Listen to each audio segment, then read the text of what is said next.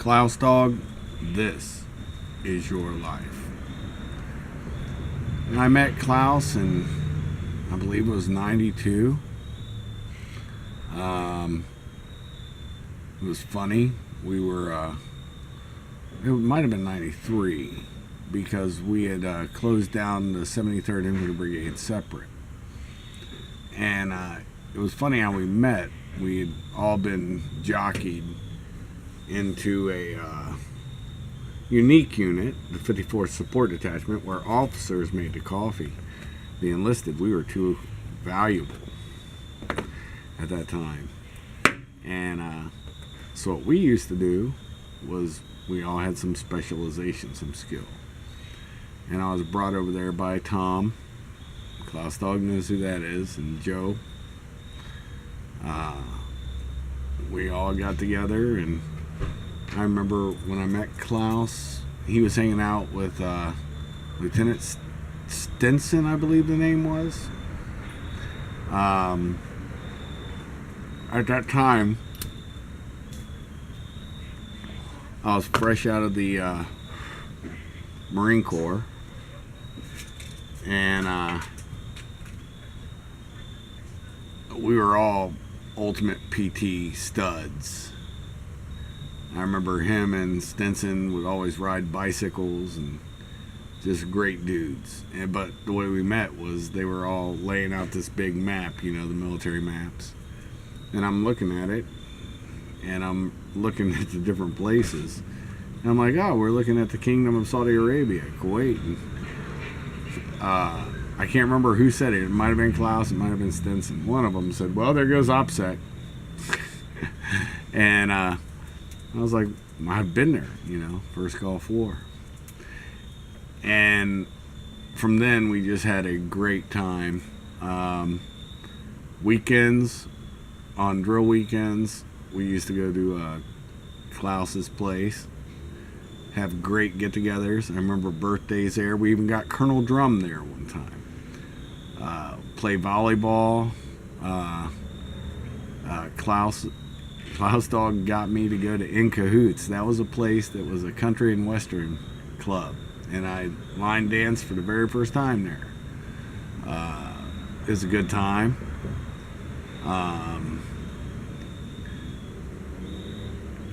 I believe when we met, he was a second lieutenant. I could be wrong on this, so don't hate on me, Klaus Dog. But I seem to remember him getting his first lieutenant, but I could be wrong. Then,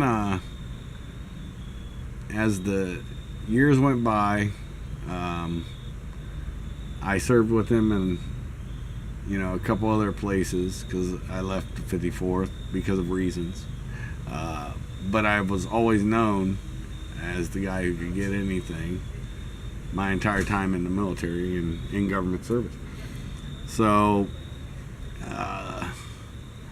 fast forward to my last unit, and Company A, I think it was 247, 274, something like that. Great company. The people were good, but as Klaus knew, rank never meant anything. It was always about loyalty, honor, and if I decided somebody was dishonorable, I didn't give a fuck about him. But he pulled me in. He was my company commander, believe this or not. And you know, I was gonna probably not stick around for a while, but I had the most unique swearing in ceremony ever at Klaus's house. Into the guard. I don't think, you know, but we had all the prerequisites: the recruiter, we had the officer. Everything happened the way it needed to happen. And so that unit was an awesome unit, and he made it an awesome unit. he was an awesome company commander. Fast forward a few more years, I leave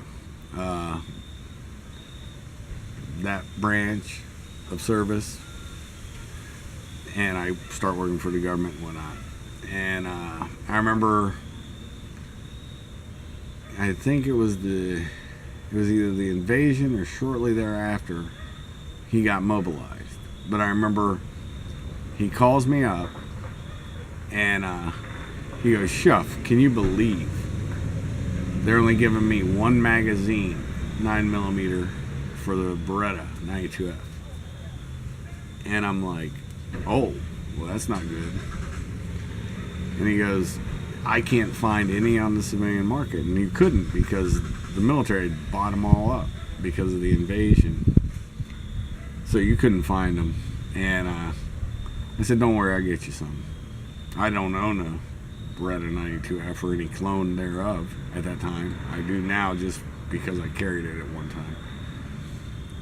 And I picked him up a couple magazines. It was nice. I was able to see him right before he left. Dropped off the mags. He is a hell fellow, well met. He is one of the people that really understand what I'm about and how to actually get the most out of me, and as an officer. And I remember a whole lot of good memories, no bad memories. And I know for one thing that my experience with him since 92, 93, what is that? What?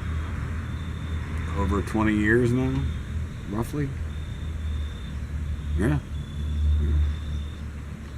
24 years, I think, at this date. So almost half your life. Damn, you're getting old, but so am I. Just wanted to let everybody know that as a hell fellow well met, Klaus dog, we've been through the ups, the downs, the ins, the outs. You know, we've always been there for each other. I knew anytime I needed to, I could lean on you, and you knew anytime you needed to, you could lean on me if you needed to. I don't think you ever did, except for with the magazines. But you knew I could make shit happen. And you also knew that I value loyalty, honor, above all. I was excited and happy when you retired, because that was, you know, what was it, the 53rd Separate Infantry Brigade you were in at one time, so we had that going for us. You were the one that, well, you know, we discuss a lot militarily and whatnot. But that part, the things that we've chewed the same dirt, we've went to a lot of the same places. It's a friendship that's valuable.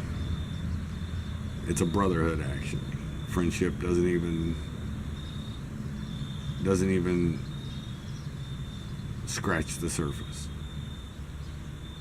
So, Klaus, happy 50th, brother. I'll see you tomorrow. If you don't look at it until tomorrow, then I'll see you today. Clousetoberfest happens. 50 years. 50 years. Lordy, lordy. Klaus is 50. Or isn't it nifty? Klaus is 50. I don't know. All those little trite things I seem to forget. But I just want to say to everybody who doesn't know what an awesome dude I think you are. And